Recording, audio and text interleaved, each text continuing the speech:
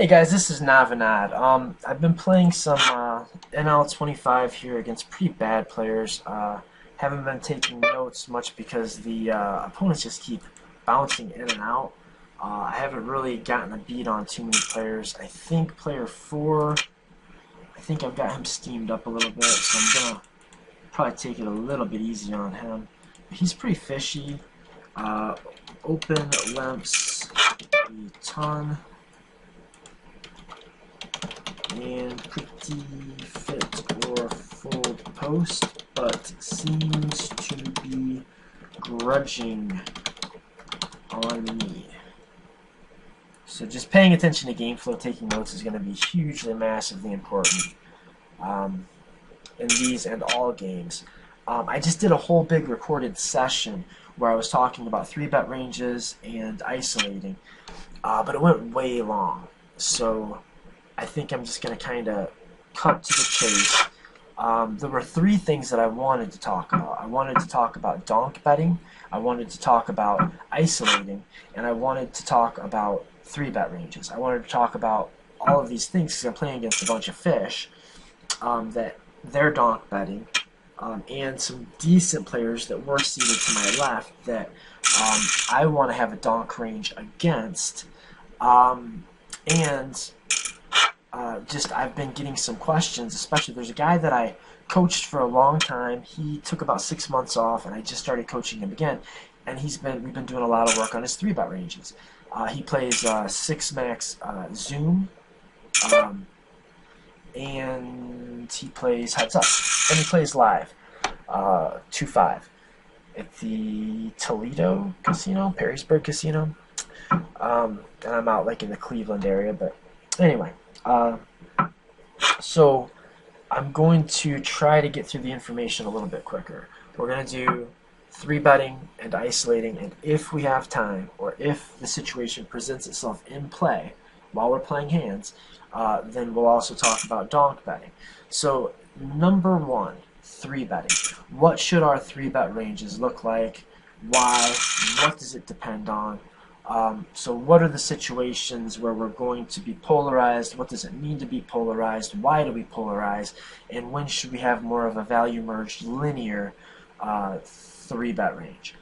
And very simply, anytime when our opponent is very unlikely to flat call us, we should polarize our 3-bet range. If he is generally going to be 4-betting or folding, and only very rarely calling, then it tends to make more sense to 3-bet a polarized range. When the opposite is true, it makes sense to value merge and 3-bet a value-heavy linear range. Okay, so what do I mean? Now, these players are bad enough. I think I can probably take a flop here. That's close. I'll let this one go. I'm gonna cool down. I've been beating on people pretty relentlessly, so I think I'm just gonna let the dust settle a little bit and not get put in spots where I'm betting this flop and getting check raised and silly nonsense like that. Just played a hand where I had like Queen 10 on Queen Jack Jack. Turned a flush draw, so I had a gut shot top pair and a flush draw, and the guy just like put me in such a bind. I ended up having to fold the hand on the river. He raised me on the turn and then jammed the river. So I think they're getting fed up with my isolating, honestly. Okay, so when are we 3-betting a polarized range? Again, is when we feel like it's unlikely that we're going to see a flop, that we're either going to be 4-bet or we're going to see a fold. And we are going to 3-bet a merged value-heavy, injected but linear range when we are likely to be called. Now, most of the time, in general, that means that when we're out of position, say, just for instance, 100 big blinds deep, we're in the big blind, and the button, who's a pretty decent player, open raises. Everybody folds to him, he opens the button, and we're in the big blind. 100 big blinds deep, that opponent is going to be pretty frickin' wide with his button open raising range, right? He's going to be opening a ton of buttons. which also means for him to not be utterly exploitable, he's going to have to defend a lot of our 3-bets. Also, he's going to be able to defend a lot of our 3-bets because he's in position and we're relatively deep stacked. So he's going to be able to use his position against us on every street. So these are spots where when we're out of position, we, first of all, don't have there's not as much value in flat calling with a decent hand because we're going to have to play it out of position. So it's not going to be like taking a king jack suited and flat calling from the button against a cutoff raise, going to the flop in position with what's likely the best hand that dominates a pretty good chunk of our opponent's hand. It's going to be a different scenario where we're just going to be check folding a tremendous amount of time. So when we're out of position, we have less incentive to call, so we shouldn't have that big of a calling range. And we have more incentive to get villain to just fold his hand straight away. And we know that he is going to call wider, so we can value bet thinner.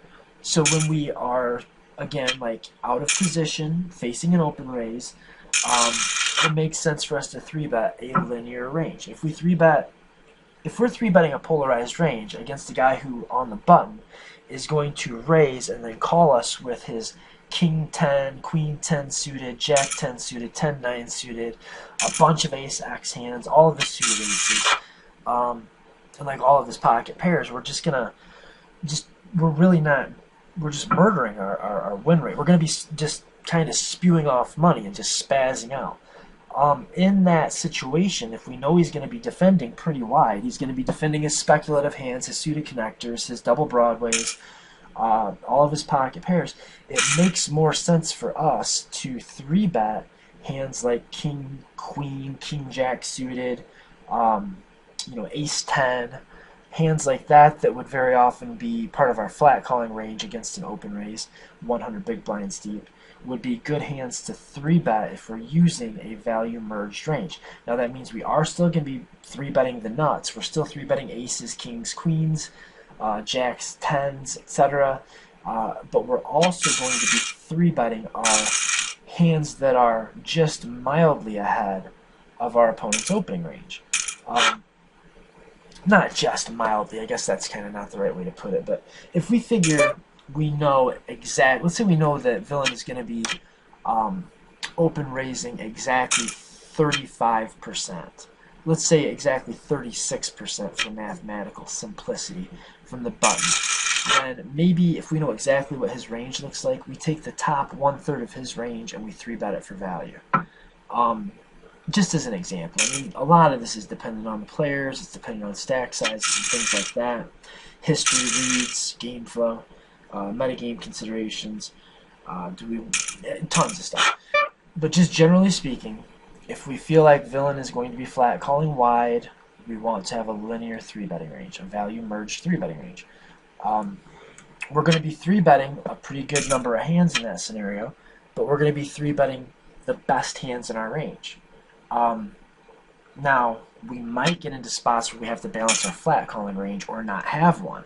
If we're playing from the small blind, it could make perfect sense to just never ever flat call against the steal. We might play just 3-bet or fold when we're out of position, and if we're playing 3-bet or fold, then we are definitely against the player that's going to be flatting a lot. We're definitely going to want to 3-bet all of the stuff that smashes his calling range, right? If we know he's going to be flatting with a ton of ace-x, then ace-10 makes a pretty darn good 3-bet. If we know he's going to be flatting all of his jack-10, queen-10, king-10, 10-9 suited stuff, then again, ace-10 becomes a very valuable 3-bet. So that is pretty much when it makes sense to value bet a linear value merged range, is when our opponent's going to flat call a lot, especially when we're out of position. We don't have as much incentive to flat call when we're out of position. We do have more incentive to fold out villain's equity when he's in position. And when we do get called, we like to manipulate the stack to pot ratio in such a way that benefits us and takes away from how effective he's going to be able to use his position against us. And just, I mean, generally speaking, the smaller the stack to pot ratio is, the less powerful an advantage it is to be in position. If you're very, very deep, position is huge. If you're, let's just say in an extreme example, if your stack to pot ratio is exactly 1 to 1, you've got one pot size bet behind, position doesn't really mean anything. But if you're playing 500 big blinds deep in a single raise pot, position is huge. I mean, it's enormous. You could, you can really do a lot with a positional advantage when you're playing that deep. You can call flop, call turn, and then like super raise the river. Your ability to control the pot size is going to be a very big advantage when you have a deep stack, deep effective stacks. So it's not the main reason, but it's a good reason. It's kind of a bonus that when you 3-bet more often when you're out of position, you do reduce the stack to pot ratio when you get called, which reduces your opponent's positional advantage to some degree. What else? And so the other type of range that you're going to 3-bet is going to be a polarized range. So first of all, what is a polarized range? A polarized range is going to be a range that consists of very, very good hands, like the very top of your continuing range, and the bottom of your continuing range. So if we're 3-betting a polarized range, we're going to be 3-betting in a situation, say, where cutoff opens and let's just go with this. Let's go under the gun opens and we're in under the gun +1. If under the gun opens and we're UTG +1, that would be a spot where we'd want to polarize our 3-bet range. We'd want to 3-bet something like queens plus and ace king, maybe jacks plus and ace queen suited and ace king for value. And we would want to put in enough bluffs for balance, depending on our opponent, depending on the table dynamics. That can be a lot of hands or it could be a few hands. But the hands that we're going to want to use are going to be hands that are almost strong enough to call with, but not quite strong enough to call with. And, in my opinion, if we are 3-betting a polarized range, it is because we don't expect to be flat called very often. We expect that our opponents are either going to 4-bet or fold. It doesn't make as much sense then to choose hands like Jack 10 and 10-9 suited to 3-bet light to be the semi-bluff part of our 3-bet range. When we're polarizing a range, we're going to have tons of hands that are almost good enough to call with. We may as well use those hands that are almost good enough to call with that contain blockers. What do I mean by a blocker? Well, if I think my opponent is only going to 4-bet or fold, and I think that his 4-bet range is going to look something like ace, queen, ace, king, and, well, the value part of this 4-bet range is going to be like ace, queen, ace, king, and, I don't know, jacks plus, or even queens, kings, aces, ace, king only. Some players will do that. Then I want to use hands to 3-bet light that make it less likely that our opponent actually has one of those hands. If we have even a single ace in our hand, it really reduces the number of ace-ace combos he can have. Same as having a single king in our hand, very much reduces the number of pocket king combinations he can have. Even the existence of a single queen, kind of the same thing. We're a little bit short-handed here. I'm going to make a sort of loose open. I've been pretty inactive. We're missing a player. These guys don't care because they're drooling fish. Oh well. So let me just take a timeout for my explanation to play a hand.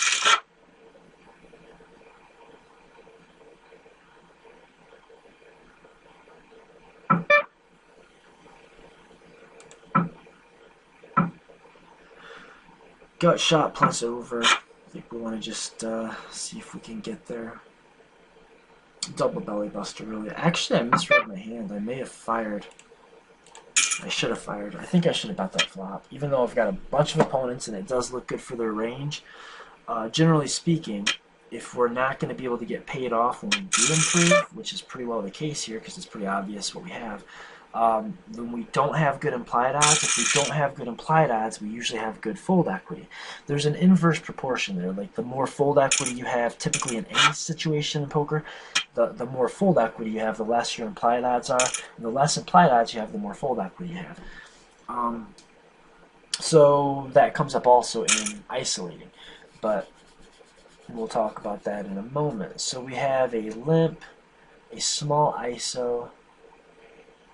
Man,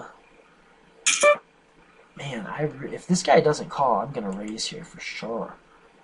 Because this guy is just going to be isolating pretty wide range. And I know that, but he might not know that I know that. So I can generate a lot of folds by raising. But now I just don't think it's very likely that I'm going to get all of these players to fold. And then I'm going to end up inflating, bloating a pot, and then I'm going to play out of position, so we're just going to pass. I just don't know how we make money here. That would have been a pretty good flop. But even then, I mean, that's like, you couldn't ask for much more than that, and I still wouldn't be thrilled. Okay, so yeah. How do we select the bluff portion of our polarized 3-bet range? We use hands that are almost good enough to call with, but not quite. We can't value call.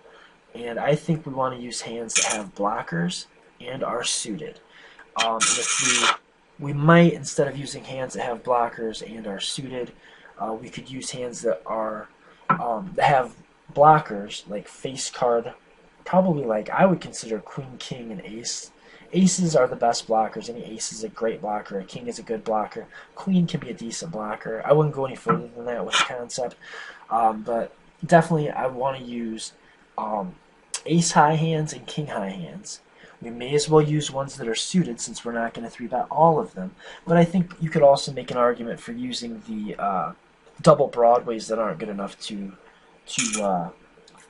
call for value. So like if we know, my ISO was not going to work out. If we pretty well know that we can't profitably call with a hand like, I don't know, King Jack, then we could definitely consider using it as a light 3-bet because it will flop decent equity if we get called, and it does block some of the value hands that villain might 4-bet with. So if we expect he's only going to 4-bet or fold, especially if we think jacks are in his 4-betting range, which they may or may not be, having the jack blocker could be something. Having the king blocker is definitely something. And like a king jack suited, when we do get flatted by like pocket tens, we're like in a flip equity wise, right? So we want hands that when they do get called, they're going to flop some equity. And that offer blockers that are not good enough to call for value. That's pretty much the whole deal, right? So we polarize our 3-bet range and we feel like it is unlikely that our opponent is going to flat us. It's more likely he's going to 4-bet or fold. And we use a linear value merged range to 3-bet when we think that our opponent is very likely to call. Okay, so I think I saved enough time to go over isolating, and we're going to have to wait for another time in the poker space-time continuum to discuss donk betting, which really hasn't come up anyway. Isolating. So what is an ISO raise? An ISO raise is making a raise when especially one, but even one or more players have limped in. So one player just calls the big blind, and I come in for a raise. That's an ISO raise. The reason it's called an ISO raise is, imagine this. Imagine that I am one off the button in the cutoff seat.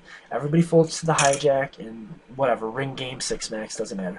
Hijack limps in, and then I raise. When I raise, say pot sized, a lot of the hands that the dealer would have overlimped or even raised fold instead. So I knock him out. Same applies for the small blind and the big blind. And most likely, if I do go to the flop, I'm going to go to the flop against the one opponent who I was trying to isolate. Why am I trying to isolate him? Well, if he's limping in, he's probably a bad player. And if he's a bad player, I want to play pots against him, and I want to have him to myself. The other thing is, if he's limping in, he's probably got a weak hand. So playing against a bad player who has a weak hand seems pretty good, especially if you can get them all to yourself. So here would be an example. This guy's been limping an awful lot. And if I potted it here, maybe he folds pre-flop, which is great. Maybe he calls and plays very fit or fold post-flop, which is great too. He checks and folds like, 2/3 of the time, and I make a 1/2 pot bet. He folds 2/3 of the time. I'm printing money even when he calls.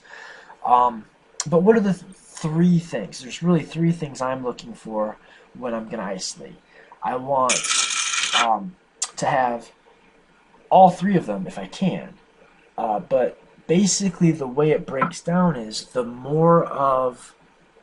less of one you have, the more of the other two you need. And these three things are fold equity, and that means combination of pre-flop and post-flop fold equity.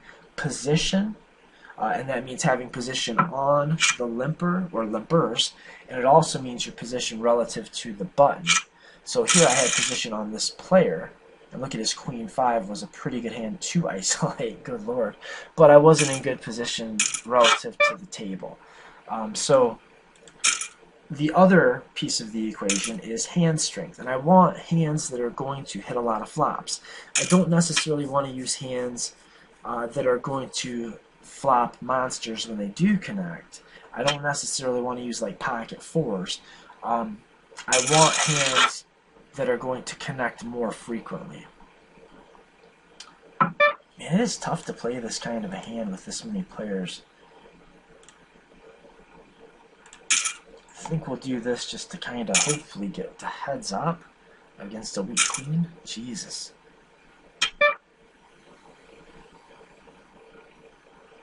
I think I have to peel here and take a look at the turn. Not liking it. Alright, I think I can check fold here.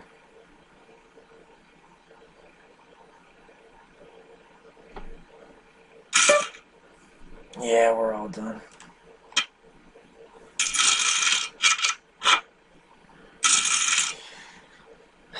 See, look at this guy just called all that with a king queen, and I was able to get away with the ace, get away from the ace queen, and that's really, just one of those things that separates the winning from losing players. So I don't want to isolate with hands that are just going to smash flops or miss flops. I want to isolate with hands like queens here. See, even though I don't have position on the limpers, well, I have position on this guy that completed. I have a hand that is so strong, it's worth it. I don't expect this guy will have a lot of aces, but I don't know what I'm getting value from, like 3 streets of value from here. So I think I'm going to check, let him hit a jack on the turn, or let him bluff into me. Or I can start just betting for value on the turn here. I'm looking for 2 streets of value.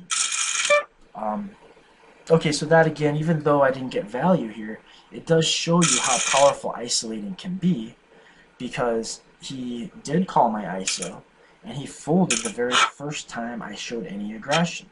This is a perfect ISO target, and I've been laying off of him a little bit because I was beating him silly. Most of the more than one buy-in I've won, most of it has come from isolating this guy and then stomping on him.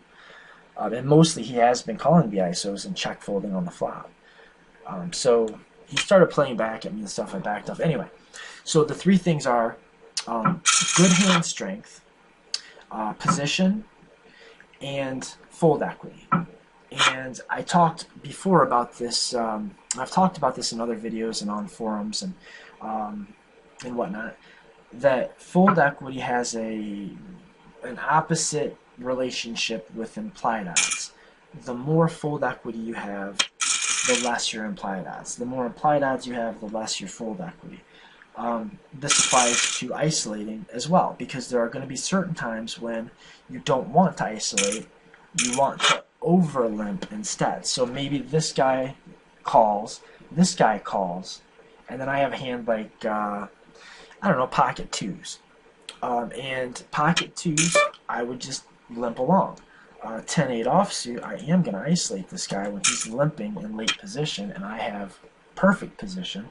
I've got, a mediocre hand, It's not a great hand, but I think I'll get some folds pre-flop and I'll get some folds post-flop. And if he starts doing goofy things like donking, check raising, then I'll just have to back off again, unfortunately. So there's a perfect example. I don't have good hand strength. I have good fold equity, mostly post-flop, and good position, so it's a good ISO. So that was, I think, a perfect example of the ISO. 10-8 offsuit is not a hand you'd normally consider raising, right? Not when somebody else has opened. But when a player is playing so fit or fold, you're just printing money. When you're in position and you don't have to worry so much about the other players, especially if you have a hand that has something behind it, like a 10-8, can flop some equity. It's just a great time to just go ahead and load up an ISO raise and print free money from the fit or fold fish. So the times when you don't have good fold equity, let's say that it goes limp, limp, and it's to me, I'm not going to have good fold equity. I'll probably have good implied odds. If it goes like limp, limp, limp, and I'm over here, and I'm saying I'm on the button or I'm on the cutoff. I don't know why I expected you just to read my mind there. But if I'm on the button here and it goes limp, limp, or fold, limp, limp, or limp, limp, limp to me, then I'm not going to probably be able to get through all of those opponents pre-flop and very likely not even post-flop. So since I don't have good fold equity, then I ought to be looking to limp in with a lot of the hands I might ISO with otherwise. Hands like small pocket pairs, hands like 6-5 suited, 7-5 suited, 7-6 suited, 9-8 suited, your small to medium suited connectors, maybe like ace-2 of diamonds, ace-x suited, like your wheel, your ace-x of wheel. Like ace-2 suited through ace-5 suited could make very good overlimps. Especially if it's a chain limping situation and you're in position. Again, you don't have good fold equity, you probably have good implied odds. When you smash a flop, you're going to make money because you're going to be in there with a bunch of players that are probably not good because they're limping in, right? So that's pretty much what I wanted to talk about. I don't think we're going to have time to get into and explore the concept of, we're just under 30 minutes. I don't think we're going to have time to explore the concept of donk betting, but I will just say this. When playing against a competent player that understands what's going on and understands ranges, you can lead into the pre-flop raiser when you're out of position and you called pre-flop. You can lead into the pre-flop raiser under the right conditions. Now, almost always we check to the raiser because we expect he's going to make a continuation bet a ton of the time. If our opponent was c-betting all the time, it would almost never make sense to donk bet. If we had a really big hand, we'd want to check, maybe look for a check raise, or like a check call and check raise the turn, something like that. So we wouldn't want to check, or we wouldn't want to donk lead into the pre-flop raiser if we flopped a set, or like if we had Jack 9 on this flop, we wouldn't want to lead into the pre-flop raiser if we knew for sure he was going to c-bet. But this is the exact type of board that we might want to consider donking into pre-flop raiser when we're out of position as pre-flop caller, both for value and as a bluff.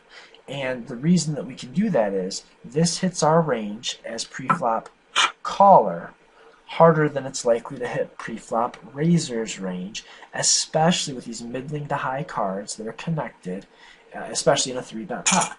So if we raise, he 3-bets and we call, he's maybe repping the more polarized range, and we probably have more of a merged range just in general. We're going to connect with this flop more often than him. So he's in position. We can lead for value because if we don't, we can expect that he's going to take hands like ace-king and just check them back and take a free card off. We can expect that he's not going to c-bet a ton because he knows that it hits our range harder than it hits his. His bluff is not going to be very likely to work. We're not going to believe it, so he's not going to bother with it. So we know that he's going to check back even some of his overpairs there to, if he's real good and real thinking and he realizes that we're thinking players, he's going to want to balance his checking range.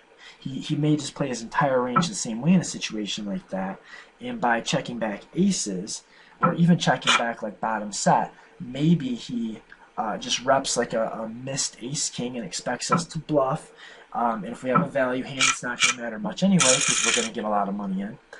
So in that situation where the flop is very wet and coordinated and hit with middling cards, and it really hits our range much more than it hits our opponent's range, it makes sense for us to bet for value with our value hands, and it makes sense for us to bluff when we miss, because we can rep value hands because we are betting value hands on that flop. Plus, we expect it's going to miss our opponent's range, and we expect that he's going to think that it's going to hit our range. Now, in this scenario here, under the gun limps, I am going to ISO ace-jack offsuit from the button because I have position. I have a hand that flops good pretty frequently, even if this guy calls. Maybe especially if this guy calls, I'm gonna ISO. I like if he calls, because it makes it less likely that if I raise, he tries to like rep aces. But that's not going to slow me down. I mean, I just have too good a hand in too good a position to not ISO here. So I think this is going to be the last hand, and we'll just kind of wrap it up. Hopefully you learned a little bit about donking ranges and what they could look like, a little bit about what your 3-bet range construction might want to look like. And also, well, that was a rapid fire check, which very often means checking to call.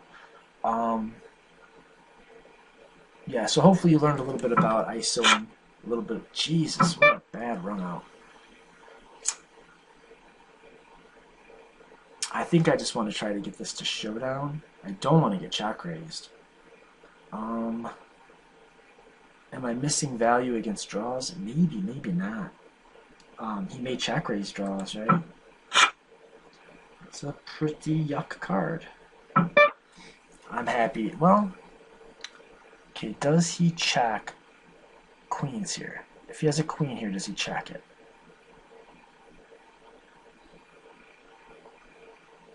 Probably. Probably. Yeah, we're just going to check back. Alright. Well, he certainly was not folding 2-pair there.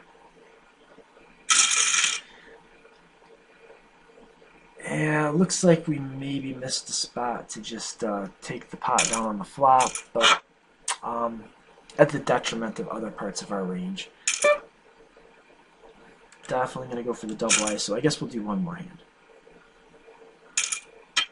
Damn, I don't like when this guy cold calls. And that was not a double ISO, he's sitting out.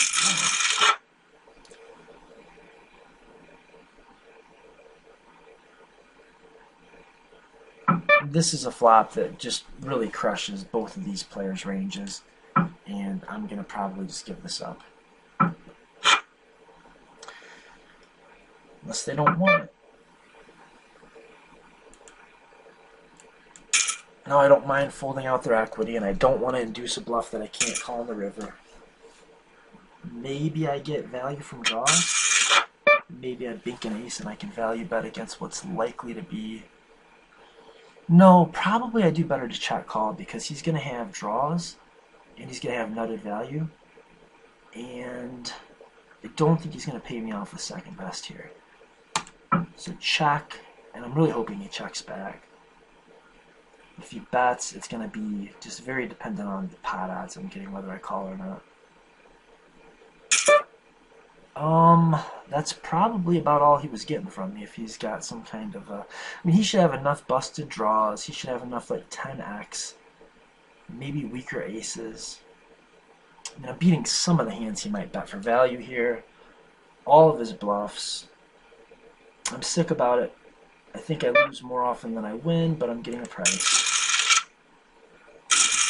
And we will definitely take that. Yeah, so when you're beating any of your opponent's value range, it's pretty hard to fold, right? Okay, so I think that's going to do it for now. Until next time, guys, good quotes, L-U-C-K, end quote.